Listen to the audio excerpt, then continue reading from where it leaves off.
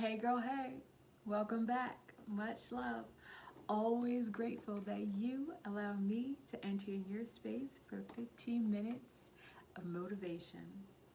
All right, let's start with gratitude. Take a deep breath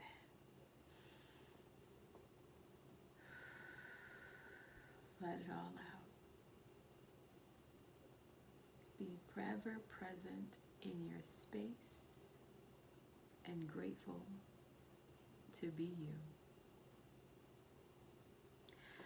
Yes, because there's no other you. It's only you, right? So you gotta be grateful to be you. I know sometimes we wanna, look at the grass on the other side and say it's a little bit greener.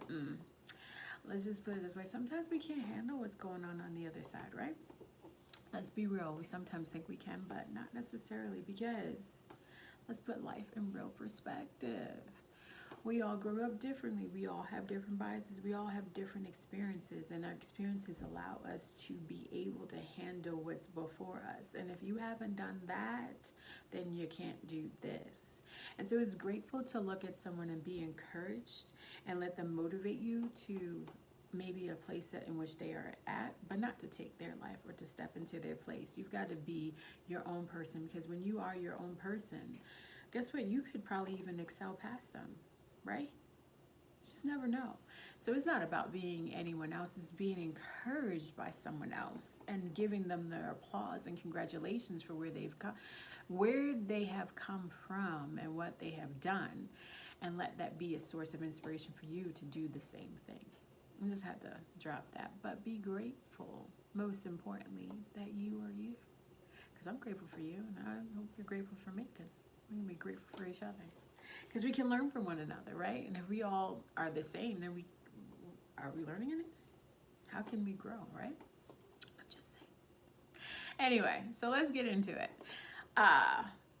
So today is one of, as you know, it's from the Honey Factory. Tune in, go ahead and www.thehoneytalks.com and tap on that blog, go at the top, hit spirit, go on down to the bottom, hit blog, and there's a lot of things that you can read to be inspired and motivate you, to encourage and motivate you through faith and health and all things for a balanced life, right?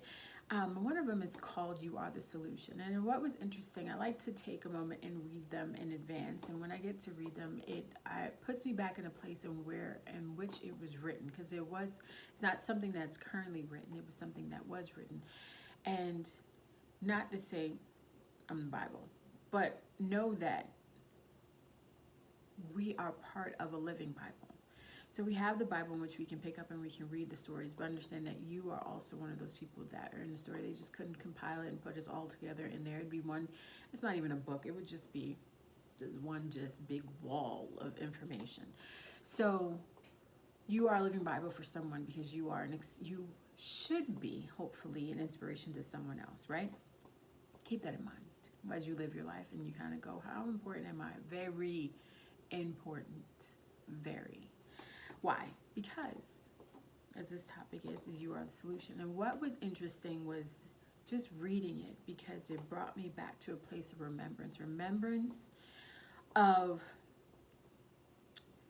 kind of gratitude and grateful, not only to not be there anymore, but grateful that I made it through whatever that situation was, whatever that time period was, to know that when it was written, and be able to tap back into that feeling of being better, being happy, being able to be known that I could be used not by man, but by God, and that there's always more to learn, and everything is it's not really black and white. There's some gray areas, meaning there's my plan, and there's other people's plan, and then there's God's plan. And his plan is just way more better, bigger, surprising, transformative, inspiring, and the list goes on. And the reason why is because I don't know about you, but I know I've made decisions along the way that said this looks like the way that I should be going. And it's not that it wasn't. It was that this looks like the way it should go. I also then got a thought. And it's great to have a thought because you want to be able to see things bigger. You want to be able to dream and have a desire and really build upon that. You know, your imagination is great. Your imagination allows you to really dream. Your imagination allows you to know or feel like there's something else that you can do, and it's something bigger, and you don't have to accept what's before you. And so it's a great thing. But also your imagination allows for expectation. And it's in that expectation. It's good. And again, it's good to have an expectation. But we have our expectation, and then there's God's expectation. And in our expectation, we have, I don't know about you, but for me, my expectation, let's be specific. My expectation a lot of times is, okay, when I show up, right, it'll be great. And it's going to go this way, and I'm going to be able to do this. And then so if I line this up, I'll do this, and then I'll do that, and then I can go, and then I'll be done, and then everything's good, and then I did what I was supposed to, and then great. You know, one example was, especially when I read this, which was really good. One example that was used was me going to Belize and the time frame I got to do it. So let's pause and, right there, and being able, I'm not going to take it lightly like it's just some random thing you can just do, because at the end of the day, it was because of one big step of faith that seemed so heavy after it was like, have you ever, let me lead it real quick. Have you ever decided to do something and you feel like all the doors have opened up and you're just like, yes, the door has opened up. This is the thing that I'm supposed to do, and I'm going to walk through it, and it's going to be great, and this is awesome. And then all of a sudden the door shuts and you kind of go, wait, what just happened? The rug just got pulled from underneath me. I was walking on water and now I'm sinking. What is this? Yeah, I had that. And that's not fun. But here was a turning point. Here's when I got to, and this is why I say gratitude, and this is probably why I emphasize so much on gratitude, because it's in gratitude that even in the hardest times, you get to see a light. And there's always a shimmering hope that continues to, help you to persevere and keep pushing forward. Because although it felt like, put it this way, I had my own house in another state. I packed up and left all that behind, sold all these things some beautiful things that I spent some money on, and I don't even have any of that stuff. I have the bill still. Okay, I got the bill still, but I don't have the stuff. And when you think about that, it's like, what? And the job wasn't there, left the job, left the home, and don't have that. And it was just like, and I was fine with that, because that was my leap of faith. That was my jump, and that was my, I'm gonna do this. Great. But it wasn't turning out quite the way I wanted to, at least in the speed that I wanted to. Let's be specific. It's not to say that it won't show up. It was the speed in which I wanted it to show up, and that didn't happen. I'm gonna be more specific and be honest about that. And so with that, it became a little bit leery. I felt a little leery about, continuing on. But the things where the gratitude really helped put things in perspective was when something came up and I got to do it. Like, be able to teach a class that I never thought I would have been able to teach. Here I am showing up to teach a class that I didn't think I was qualified for, but yet God thought I was qualified. And why I say I bring him into it, not to go, oh, you put God into everything. Look, I didn't want to even volunteer to do it. I had heard about it, and I was just like, yeah, I'm not volunteering. And I got this tap on the shoulder, and like, you remember that thing? Yeah, I just wasn't sure. I wasn't interested in doing that. For what? And you can go, shh, I don't want to listen. I don't want to hear you And you get that tap again, and all of a sudden you get a reminder, you're like, oh, you're not gonna let this go, huh? Okay. So let me go ahead and do it. So you leave me alone. I'm just being real. That's just how I handle it. So you can leave me alone. And I was like, I'm just gonna volunteer, general volunteer. And usually when you volunteer, you just say I'm a volunteer and you call it a day. But this volunteer, I had to fill out the application. I was like, say what? It's for the church.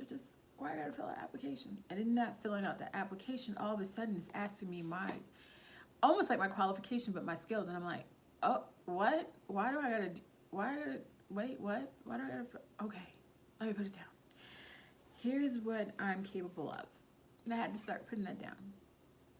Well, in that, amazingly, I started going, it's kind of cool I can do that.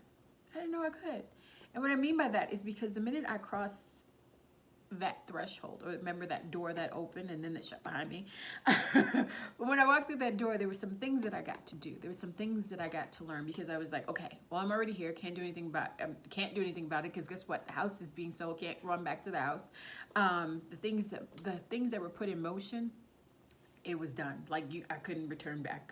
I couldn't go, never mind, let me do this again. Nope, couldn't do that. I had to march forward. And it's just something about he will open the door that no man can open and close doors that no man can shut. Let me tell you something. Okay. There's some joy and then there's some hurt in that statement. But okay, let me just wrap this up. What I'm trying to say is, or what happened was, I went there. I had ended up taking a styling class, and all of a sudden I got this new skill. Well, this skill now I got to put down on paper, not realizing, wow, I would have never gained this skill if I never came here. I would have never gained this skill if I hadn't walked through that door and taken that leap of faith. I would have never met the people and been in places that I would never have even dreamed about being in. But when I was there and turned around and finally took a moment to assess what was going on, he opened my eyes. It was kind of like, whoa, how did this happen? I'm not a starstruck person. I see people and it's like, oh, cool, that's such and such. Wow. Look at that human being, because that's how I treat it. Everybody's a human being to me. Look at that human being that has done some awesome things, that has been on the stage for me to see that awesome things. But I still don't know that person. So I don't necessarily jump at celebrating people because I don't know anyone like that. And the only person I care to study to that level is, as I'm being honest, is just Jesus is God. Is those, like, let me know you and get to know you even better. Everyone else, it's almost hard to, not because I don't want to, or not that you can't. It's just, there's so many intricate levels to people, because there's some things that some people don't want anybody to know. It's just the reality of it, and it's okay. So that's why I always say you never really know anyone. My grandma used to say that all the time. And she's right. And it's not to be cynical or anything like that. You just don't. So you appreciate people for what you can see. And a lot of actors and stars and celebrities and stuff like that, you celebrate them for their talent, because that's what you can see. And whenever they want to let you in a little bit more, then you can celebrate those things. So I don't get starstruck because I don't know you. So congratulations, you do some awesome things. You look great. And that's as far as my celebration. And so to be in a place of being a wardrobe stylist, because when I decided to embark on this lovely journey, it started out with, let's do men's styling. And I think I'm going a little bit more detail and sharing you a little, giving you more. And I just hopefully that this gets to resonate at some level, because a lot of times when we tell stories, it helps people, it helps to jog some things within us. And it doesn't mean that we have to be exactly like that person, but you go, I recognize that. And that's all I want it to be, a recognizing that's happening, so that you can see that you are a solution. So here it goes. The thought process was to be a men's stylist. Partner up with this person, do this, and this happens. So of course, and when I don't know about you if you don't understand, like if you're gonna go start something new, you have to go learn something. Because a lot of times, new doesn't mean you tap from old. You got to go learn something new, right? So I went to go learn something new. So I went in to go learn go in for one class, and that was men's styling. I ended up doing the whole bundle. And now they're talking about personal styling and being a wardrobe stylist. And I'm like, that's not for me. And if I had to choose, I'd do personal styling. I'm not for this whole celebrity thing and being on anybody's music video, backstage, or anything. I'm good. I'm serious. I remember sitting in that class like, no, I'll do the personal styling. Well, I was like, I'm going to say this, I did that, and I ended up jumping at the opportunity to be a personal style, or learning to be a personal stylist, even more so by interning. And that's a dirty word in certain places, interning, because it means no money. But I digress. So I decided to do that, and I am a good worker. I have plenty of people that can vouch for it. I am a good worker. Like, you want me on your team. And this person didn't want me on their team.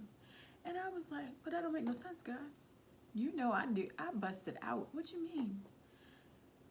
And I kind of was just like, I kind of was a little pushy, like, you sure? You sure about that, girl? Like, I think you sure? No.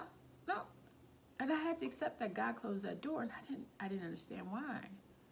It didn't make sense. And so things progressed, and all of a sudden, a couple of months later, I have a realization of where I'm at, because I'm standing backstage of a huge show that millions of people watch, helping with a musician's about to go on stage and helping to prepare for that musician to go on stage. And lo and behold, one of my childhood recognized people passes right by me. And there was a reason why they had to pass in front of me, because it then became a connection, a realization of where I was. It was no longer watching it on another side. I was right in front of it. And I had to stop and go, God, you're amazing. I could have never have thought this for myself. And be so excited and pleased and happy to be here again, because remember, I'm not celebrity struck. So that's how much it was that moment of, he's doing something, and we've got to trust that.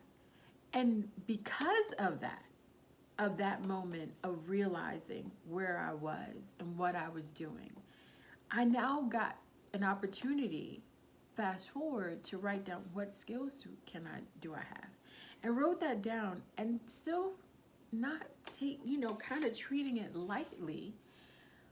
Turn around where I was supposed to just be volunteering, and they're like, can you teach a class? Say what? Wait. You mean the thing that I wasn't trying to do, all of a sudden you just made me be able to do something even better, that I have something, basically that I have something to offer someone?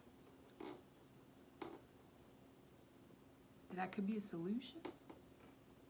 That I can inspire a child, because it was boys and girls, inspire them to do the same thing and realize their potential and tap into their creativity, so that they can really see how awesome that he's created them to be, so that they would want to go out and do some awesome things that they never thought they could. And it's not about being it wasn't for them to go be a stylist, because those are the things, like, it's the little things that you're able to do, and you realize your potential that allows you to go, I can then go do this. And to be a part of that was awesome. And that's why I took a few more minutes to just kind of share that, because it's in following his path and what he has for us. And sometimes it doesn't even make any sense. And it's even some of the things that you really just like, that's not me. Why would I do that? And it's like, sometimes there are times, and I can say all the time, but that was definitely one of those times where it was kind of like, no, I'm going to close this door, because I know what you're about to do, and I'm not going to let you do it. And I'm going to push you forward. And that push forward took me somewhere else that I still go, I can't believe I got to do that. And it's not just even for me to go, thank you, and I can't believe but I still get to use that to still inspire the next young lady, the next young man to do something awesome, and that to tap into something that they've never tapped into.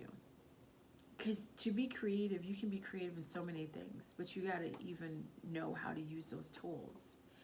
And so there's so many other things that are out there. So here's my part, and I know you have your part. So you got to trust the process, and you got to trust God, and you just got to just step in it and know that you are the solution. And we appreciate you, because I might be taking your class the next time. I might be standing up there and be like, hey, that was someone that I connected with. I'll be excited. Yes. I didn't know you had that in you. And sometimes we don't even know we have it in us. So, yeah. It was a moment just reading that made me go, wow. And when I thought I knew what it was going to talk about, he even took it down somewhere else to make you really take it home that we are the solution. And we just got to, no matter how small or ridiculous, or sometimes just I call it mind numbing sometimes, or it could be big, it could be small, no matter the task that he gives us, it has significance, because we're significant. And when he places us somewhere, and he gives us something, no matter how small or how big it is, he's trusting us with it. Whether it's a nickel he gave, he's trusting you with that. And whatever it is that he knows that you'll be obedient to, whatever he tells you to do with that. And so it's a big thing when he decides to use you and I, because it's going to be something extraordinary, because you're extraordinary, you're unique. So rest in that. You've got it. You're a solution. Just keep shining, keep doing what you're doing. God's got your back. Thank you for tuning in, as always. God bless.